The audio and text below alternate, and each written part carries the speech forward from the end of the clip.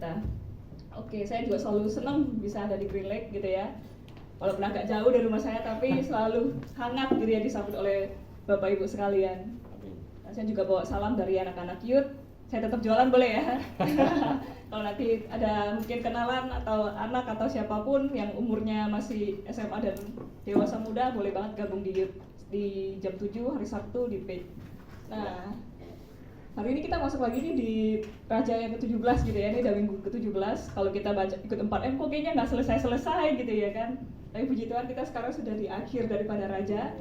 Jadi kita sudah selesai membahas kitab Matius gitu. Hari ini temanya The Great Commission atau Amanat Agung.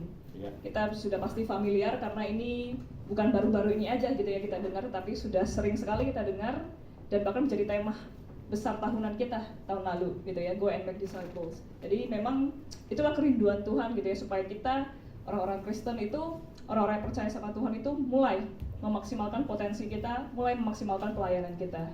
Boleh next? Nah, ayat yang biasa sangat-sangat familiar, Matius 28 ayat 18 sampai 20, saya akan bantu bacakan. Yesus mendekati mereka dan berkata, "Kepadaku telah diberikan segala kuasa di surga dan di bumi.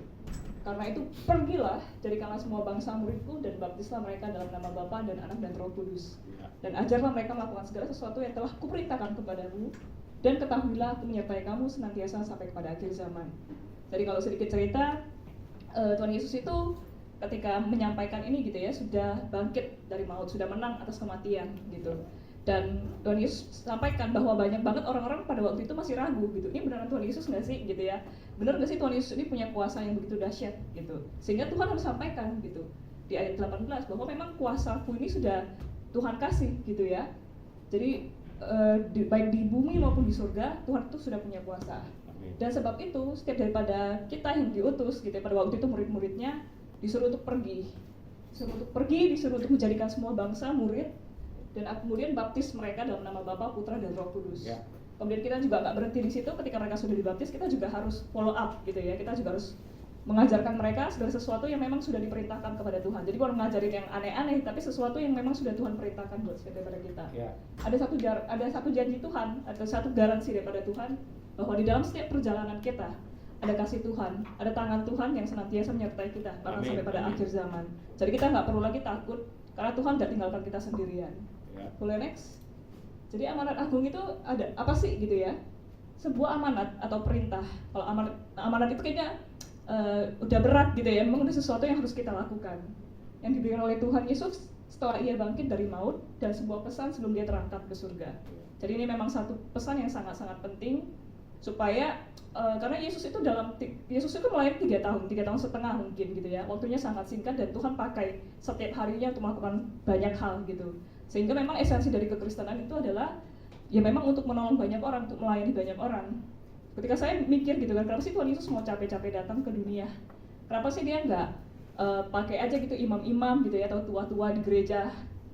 Setelah kita baca ternyata bahwa memang orang-orang imam-imam ini yang ada di gereja, mereka cuma stay di gereja, mereka cuma melayani orang-orang yang sama gitu ya. Tetapi ketika Yesus datang untuk melayani orang-orang yang benar-benar membutuhkan dia, orang-orang yang nggak layak, orang-orang yang seperti janda miskin mungkin, orang-orang yang perempuan yang mungkin hidupnya tidak benar gitu ya, pemungut cukai, orang-orang yang dibenci oleh masyarakat. Kalau tidak ada Tuhan Yesus, rasanya berat sekali gitu ya, para imam, para tua-tua di gereja itu bisa datang dan nyentuh mereka gitu, sehingga mereka butuh Yesus gitu. Dan amanat agung ini tidak diberikan hanya kepada murid-muridnya, tetapi juga kepada kita. Setiap daripada kita ada orang-orang yang percaya kepada Tuhan. Boleh next? Nah, lalu kita harus nggak sih mengerjakan amanat agung gitu ya? Kenapa sih kita harus melakukan ini? Kita harus penuhi ini? Karena memang amanat agung itu bicara tentang penginjilan dan pemuritan. Kenapa kita melakukan? Ya karena dua. Karena pertama, kita mengasihi Tuhan gitu ya. Kalau kita mengasihi Tuhan berarti kita mau melakukan apa yang menjadi kehendak Tuhan. Kita mau tahu gitu ya apa yang menjadi kerinduan Tuhan, dan itulah bagian kita kerjakan karena memang Tuhan mau Injil ini disebar ke seluruh dunia dan semua orang kenal Tuhan. Jadi kedua, karena memang kita mengasihi orang lain, kita harus sadar bahwa manusia itu dengan segala upaya apapun tidak akan pernah mencari kekekalan kecuali melalui Tuhan, karena Tuhan sudah bilang gitu ya, Tuhan adalah jalan kehidupan gitu. Kalau tidak ada yang bisa ketemu Bapa tanpa melalui Dia. Amin. Nah, sehingga memang karena kita mengasihi orang lain, kita harus sampaikan bahwa ada satu pribadi yang peduli dengan Bapak Ibu, ada satu pribadi yang bisa menyelamatkan Bapak Ibu, ada satu pribadi yang mau berkorban untuk Bapak Ibu, supaya Bapak Ibu bisa punya satu keselamatan. Jadi Injil adalah berita tentang pengampunan dosa yang Allah berikan melalui pengorbanan Yesus. Jadi Injil itu bicara tentang proclaim dan invitation. Proclaim adalah kita deklarasikan. Proclaim itu kan memberitahu kepada banyak orang gitu ya, secara resmi gitu ya, makanya ada proklamasi kemerdekaan supaya orang-orang pada tahu. Dan juga ada invitation. Invitation itu adalah sebuah undangan gitu. Jadi ketika kita sampaikan, kita bersaksi, kemudian kita undang mereka untuk percaya dan menerima Yesus. Tapi hal-hal ini ternyata tidak semudah itu gitu ya, karena mungkin orang-orang sudah sangat anti dengan penginjilan. Dengan kata penginjilan, dengan kata gereja, orang-orang pada kabur gitu. Karena pada zamannya ini akan berubah gitu cara penyampaiannya, tetapi Injil tetap konsisten. Kita tetap bisa sampaikan Injil walaupun dengan pendekatan-pendekatan yang berbeda gitu. Saya nggak tahu Bapak Ibu mungkin apa gitu ya, apa menjadi alasan Bapak Ibu untuk takut menyebarkan Injil. Kalau buat saya pribadi mungkin banyak juga gitu ya. Mungkin ada juga, saya takut lah nanti saya dicap terlalu rohani sedangkan hidup saya nggak berantakan gitu ya. Saya takut ketika saya sampaikan kepada orang lain, kemudian dia nanya saya nggak bisa jawab. Atau saya pikir, udah banyak lah orang-orang yang menyampaikan firman Tuhan gitu ya. Apalagi yang kalau di FYP gitu yang viewsnya udah banyak, udahlah mereka aja yang sampaikan. Atau mungkin kita pikir, Injil ini yang nyampein cuma itulah orang-orang yang udah STT, mungkin orang-orang yang sudah pelayanan, orang-orang yang sudah ada di mimbar gitu. Tapi Bapak Ibu, ternyata Injil itu ya memang dinikmati dan harus dilanjutkan buat setiap daripada kita, apapun posisi kita, siapapun kita gitu ya. Jadi memang kita nggak perlu takut. Terkadang kita juga berpikir bahwa ketika kita sampaikan Injil, orang akan melihat ke kita gitu. Padahal nggak seperti itu juga gitu ya, Bapak Ibu, bahwa Injil itu adalah sebuah kesaksian. Kalau kita misalnya nih, kalau kita melihat ada misal perampokan, ada misalnya kecelakaan, dan kita menjadi saksi, ya kita coba sampaikan apa yang kita lihat, apa yang kita rasakan pada waktu itu. Ya suaranya kenceng banget, oh iya saya lihat nih yang ini salah nih, yang ini langsung main ngebut aja. Ya saksinya seperti itu gitu, dia hanya menyampaikan apa yang dia lihat, apa yang dia rasakan, supaya bisa dilihat untuk orang lain gitu ya, supaya bisa dirasakan untuk orang lain. Demikian juga kita, ketika kita bersaksi, kita nggak usah fokus pada diri kita, karena diri kita akan merasa nggak layak terus. Tetapi ketika kita fokus kepada Tuhan, Tuhan yang melayakkan kita, kita fokus pada kisahnya Tuhan, bagaimana Tuhan menolong kita, bagaimana Tuhan bisa bawa kita dari satu poin ke poin tertentu, itu yang akan menjadi satu kesaksian yang berarti gitu. Jadi fokusnya bukan kita, ketika kita menceritakan Tuhan, kita nggak perlu lagi rasa takut, karena bukan kita yang ditinggikan, bukan kita yang dimuliakan, tapi Tuhan yang memang luar biasa, yang begitu banyak berkorban untuk setiap daripada kita. Boleh next? Nah jadi di Amanat Agung ada 3 poin. Poin yang pertama, pergilah. Jadi memang kita perlu bergerak mulai dengan orang-orang terdekat kita, dan kemudian kita bisa bangun hubungan pertemanan gitu ya. Jadi dulu-dulu kalau kita dengar penginjilan itu mungkin kesannya kayak KKR gitu ya, pendeta ini melakukan KKR, kemudian ada nih penginjilan yang di misalnya di sudut-sudut jalan gitu kan. Dulu-dulu masih ada misalnya dia pakaian rapi, terus kemudian ada beberapa brosur, udah kenal Tuhan Yesus belum gitu. Kalau misalnya kita nonton di film-film di Amerika juga gitu ya, ayo dunia udah mau kiamat, ayo kamu harus cari Tuhan, kamu harus cari Tuhan gitu. Atau pokoknya renungan atau singkatan renungan kesimpulan dari khotbah-khotbah gitu. Kita tetap bisa lakukan itu gitu ya, tapi mungkin dengan cara pendekatan yang berbeda. Kita bisa tulis ulang mungkin kutipan-kutipan dari para pembicara. Kita bisa, sekarang banyak sekali gitu ya aplikasi-aplikasi yang bisa menolong kita untuk lakukan itu. Kita bisa bikin games gitu ya, toko-toko Alkitab, di mana kita bisa bikin Injil itu tetap seru untuk dibagikan gitu, tetap relevan untuk anak-anak muda, tetap cocok gitu ya untuk dikonsumsi oleh banyak orang, dan tetap memberikan kekuatan dan pengharapan. Itu saya juga di youth gitu ya, saya juga berusaha sebisa mungkin mengemas gitu ya firman Tuhan itu dengan yang cara-cara yang unik, cara-cara yang menarik. Walaupun tentu ada tantangan-tantangan, tentu saya bingung juga bagaimana saya bisa sampaikan, tapi saya terus berusaha gitu ya dengan tim supaya firman Tuhan itu tidak terkesan monoton, tidak terkesan kaku, tapi bisa fleksibel dan bisa dinikmati oleh banyak orang. Nah, kita juga cara paling mudah untuk bersaksi adalah menjadi teman. Gitu ya, kita rasanya kalau kita datang-datang, misalnya kita tahu ada teman kita lagi kesulitan, terus kita datang-datang kita bawa Alkitab gitu, rasanya juga serem gitu ya. Tetapi kita bisa mulai dari bangun hubungan gitu ya, kita bisa mulai tanya gimana, apa kabar gitu ya. Dan ketika nanti dia cerita, dan kita juga bisa sampaikan juga, kita bisa selipkan gitu ya beberapa kesaksian kita di dalam cerita itu.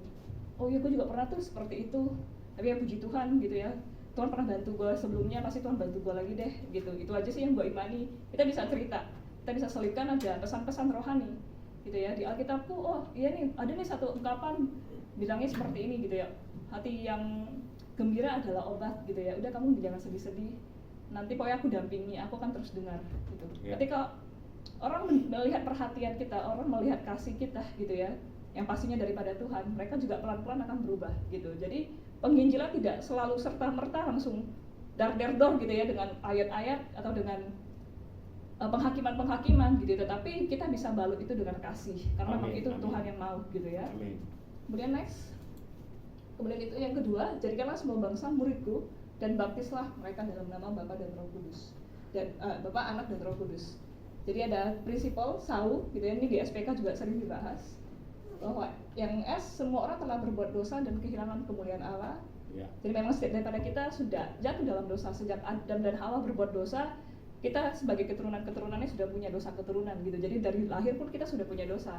Nah, ketika dosa itu yang membuat kita, setitik aja dosa itu membuat kita nggak bisa connect dengan Tuhan, karena Tuhan itu sangat kudus gitu ya. Jadi kita nggak akan pernah bisa ketemu sama Tuhan. Kemudian yang A, akibat dosa adalah binasa. Sebab upah dosa ialah maut, tetapi karunia Allah ialah hidup yang kekal dalam Kristus Yesus Tuhan kita. Amin.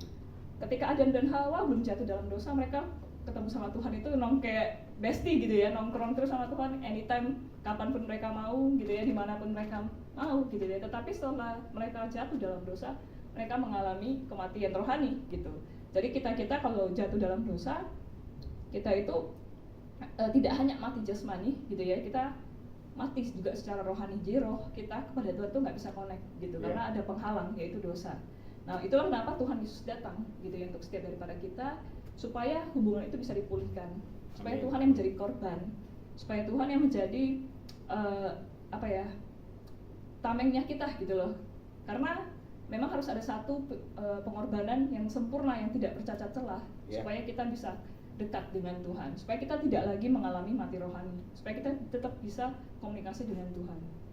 Kemudian yang tiga, upaya manusia itu sia-sia gitu ya. Seringkali kita pikir, udahlah kalau saya buat jahatnya 10, saya buat baik 20 lah, nanti saya ditolong Tuhan gitu ya. Seringkali kita berpikir bahwa dengan banyak hal kita bisa sogok Tuhan gitu ya, padahal keselamatan ya daripada Tuhan gitu.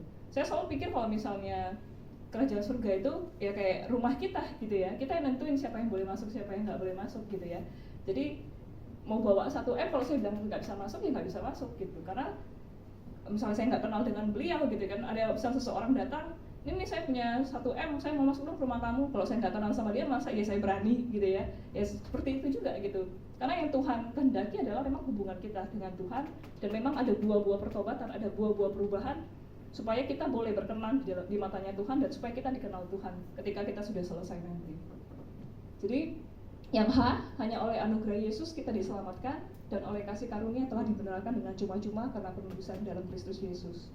Jadi memang kasih karunia Yesus lah yang membuat kita boleh berkenan, membuat kita bisa mendapatkan keselamatan dan hidup yang kekal itu. Boleh next? Dan baptis. Jadi ketika kita tahu kita melayani seseorang, kita kadang suka bingung gitu ya, aduh setelah saya dipercayakan jiwa-jiwa ini, apa yang saya perlu lakukan gitu ya. Apa saya follow up terus, tapi kita nggak punya satu follow up action yang benar gitu kan. Padahal kata Tuhan ya jadikan murid dan baptis gitu ya. Kita bisa pimpin mereka dalam doa gitu. Kamu mau benar mau terima Yesus, kita doa sama-sama, kita minta ampun dengan Tuhan, dan kita siap deklarasikan bahwa Tuhan adalah juru selamat kita. Karena memang syarat kita dapat keselamatan yaitu kita mengaku dengan mulut kita dan kita percaya dalam hati kita. Kemudian yang ada kedua adalah tindakan iman kita, yaitu kita baptis gitu ya. Ini ada beberapa ayat, ada 2 ayat bicara tentang baptis. Jawab Petrus kepada mereka, bertobatlah dan hendaklah kamu masing-masing memberi dirimu dibaptis dalam nama Yesus Kristus untuk pengampunan dosamu, dan kamu akan menerima karunia Roh Kudus. Jadi ketika kita bertobat dan kita memberikan diri kita dibaptis, itu ada 2 poin gitu ya. Dosa kita diampuni, dan juga kita menerima karunia daripada Roh Kudus. Kemudian di Roma 6 ayat 6 ditulis oleh Rasul Paulus, rasul yang keren banget. Karena kita tahu bahwa manusia lama kita telah turut disalibkan, supaya tubuh dosa kita hilang kuasanya, agar jangan lagi kita menghambakan diri kepada dosa. Amin. Jadi ketika kita belum terima Tuhan gitu ya, tentunya kita tadi pabrik dosa, kita sangat rentan jatuh dalam dosa karena nggak ada pengingat dalam hati kita gitu ya. Sehingga ketika kita mau komit percaya dengan Tuhan, kita tinggalkan manusia lama kita, manusia yang penuh dosa, manusia yang memang dikit-dikit jatuh dalam dosa, dikit-dikit buat dosa, kita ikut disalibkan gitu ya, ikut dikuburkan, ikut bangkit juga bersama Tuhan dengan manusia yang baru, roh yang tadinya benih dosa gitu ya, menjadi benih ilahi. Jadi benih yang memang udah mulai, tadi ada karunia Roh Kudus juga, benih yang memberikan kita kehidupan, benih yang membuat kita mengerti bahwa oh yang dulu itu sia-sia, sekarang ini aku mau kejar yang benar gitu ya. Boleh next? Ini yang terakhir, dan ajarlah mereka melakukan segala sesuatu yang telah kuperintahkan kepadamu, dan ketahuilah aku menyertai kamu senantiasa sampai kepada akhir zaman. Nah, setelah sudah kita melayani seseorang, kita sudah doakan, kita sudah ajak dia baptis, jangan lupa masih ada lagi hal-hal lain yang kita perlu lakukan gitu ya. Seringkali kita gagal di situ ya, kita iya oke datang yuk, ayo, terus kita berhenti gitu, karena kita bingung habis ini nextnya apa gitu. Ya ternyata ada gitu ya, kita mengajar gitu, kadang kita mungkin takut gitu, enggak lah gue belum mampu gitu mengajar, ya nggak apa-apa, kita bawa aja ke dalam komunitas, ajak orang tersebut ada dalam komunitas kita follow up, kita cek terus gitu ya, kamu gimana kabarnya, kemudian ajarkan dia untuk bisa bertumbuh gitu ya, bisa berakar, bertumbuh, berbuah. Kita lihat oh karakternya bagus, kita mulai percayakan gitu ya, mungkin bisa percayakan, kita lihat talentanya, mungkin dia punya talenta di musik gitu kan, atau di nyanyi, atau di multimedia, atau dia mungkin kayaknya talentanya bingung gitu ya, tapi orangnya ramah, orangnya suka senyum, ya kita bisa taruh di asyir gitu. Ada mungkin dia kelihatannya kayaknya diam-diam aja, tapi dia seorang pendoa yang unggul gitu ya, pendoa yang keren banget. Udah, kita bisa, gimana kamu mau coba nggak pelayanan jadi pendoa syafaat di tempat kita? Itu kita tawarkan supaya memang itulah bagian kita gitu ya, kita menginspirasi mereka, kita mendorong mereka supaya untuk bertumbuh gitu, karena sangat sayang ketika orang sudah percaya sama Tuhan tapi dia nggak mulai dipercayakan banyak hal gitu. Jadi kita yang melihat apa talentanya, kita bantu dia cari dan kembangkan talenta, panggilan, dan hubungan dia dengan Tuhan gitu ya. Kok di sini kita punya 4M gitu ya, 4M juga satu sarana yang menarik gitu, karena kalau kita baca Alkitab doang gitu ya, hanya baca, kadang kita nggak tahu nih konteksnya apa, atau ini maksudnya apa sih gitu. Kita bersyukur kita punya 4M, di situ banyak uraian gitu ya, kita bisa baca, oh ternyata latar belakangnya ini, oh ternyata maksudnya ini gitu.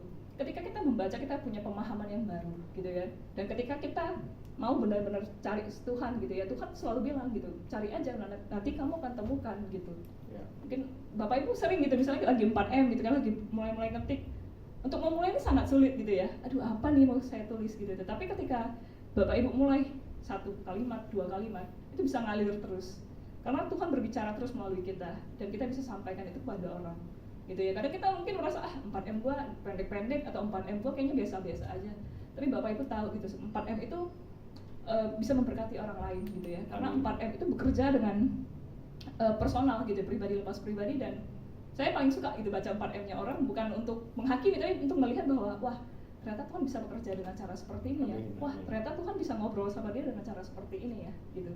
Jadi terkadang kita merasa mungkin apa yang kita bagikan nggak seberapa gitu ya, tetapi itu besar pengaruhnya ya. Karena apa yang kita tabur untuk Tuhan itu nggak pernah balik sia-sia gitu. Jadi Bapak Ibu tetap semangat gitu ya, kalau belum mulai ayo mulai, kalau sudah mulai tetap lanjutkan gitu. Dan kita melakukan perintah Yesus setiap hari, karena untuk menjadi serupa dengan Yesus ya kita harus sama-sama dengan Tuhan gitu ya, harus connect terus dengan Tuhan.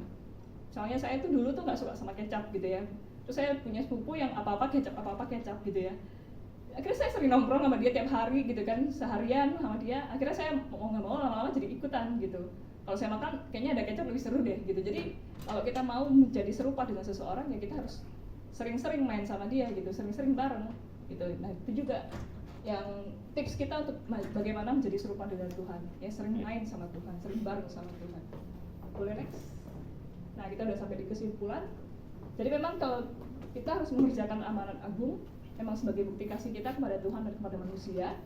Kemudian waktu yang terbaik adalah sekarang gitu ya, karena kita punya ribuan alasan untuk bilang tidak, kita punya ribuan alasan untuk bilang nanti gitu. Nggak usah sampai penginjilan gitu ya, kita bilang misalnya mau diet aja gitu ya kan, udahlah besoknya saya diet, besoknya saya lihat ada orang makan Indomie, wah besok lihat ada yang beliin KFC, waduh akhirnya besok lagi deh gitu ya. Jadi memang harus kita komit gitu loh, kita mau oke sekarang saatnya, udah nggak usah nunggu lagi, nggak usah nunda lagi. Nah, tugas kita di dunia, kita harus menginspirasi, melatih, dan mendorong orang Kristen untuk berbicara tentang Yesus dalam kesehariannya gitu ya. Jadi bicara tentang Yesus ya udah bukan sesuatu yang menakutkan gitu ya. Terkadang kita juga istilahnya jago kandang gitu ya. Ketika kita di gereja, ketika kita ketemu orang yang satu server, wah kita dar berani kita ngomong. Tapi ketika kita ketemu sama orang-orang yang beda server gitu kan, kita mulai ciut. Aduh nanti saya dibilang nggak toleransi nih. Aduh nanti saya dibilang fanatik. Aduh nanti saya dijauhin nih. Nanti saya nggak bisa lagi ngobrol sama dia, hubungan yang saya udah bina rusak gitu. Padahal ya kalau dewasa santai aja gitu ya. Saya suka banget tuh nonton Login gitu ya, punya Deddy Corbuzier, jadi dia ngundang beberapa tokoh agama gitu. Kalau secara dewasa ya itu sesuatu yang menyenangkan gitu. Jadi kita saling tahu, saling memperkaya satu dengan yang lain, dan itu bukan menjadi satu konflik gitu, tetapi ya toleransi tetap jalan, Injil tetap dibicarakan, dan ya fair gitu ya, tidak ada yang sakit hati, tidak ada yang dendam, tidak ada yang akhirnya bikin kebencian gitu. Kemudian ketika kita sudah kenalkan Yesus dan mereka menerima Yesus, bantu mereka untuk ada di dalam komunitas rohani yang sehat dan perlengkapi mereka untuk menjadi perpanjangan tangan Tuhan. Amin. Gitu. Jadi kita bersyukur gitu ya, di gereja kita juga cukup peduli gitu ya, setelah baptis apa nih gitu. Ada SPK, ada ESC, ada camp, ada retret, gitu ya, segala upaya-upaya yang gereja lakukan supaya setiap daripada kita itu enggak tangan kosong gitu. Kita diperlengkapi, kita dibekali, kita dikasih modal supaya nanti dalam hidup kita juga bisa melakukan hal yang berkenan, kita juga bisa memperkenalkan orang kepada Yesus gitu ya, kita juga bisa bersaksi dan kita bisa gunakan hidup kita secara maksimal untuk Tuhan. Dari saya sih hari ini itu aja, nanti kita sama-sama berdoa. Ada mungkin Bapak Ibu yang mau hari ini ambil komitmen, kita sama-sama berdoa gitu ya.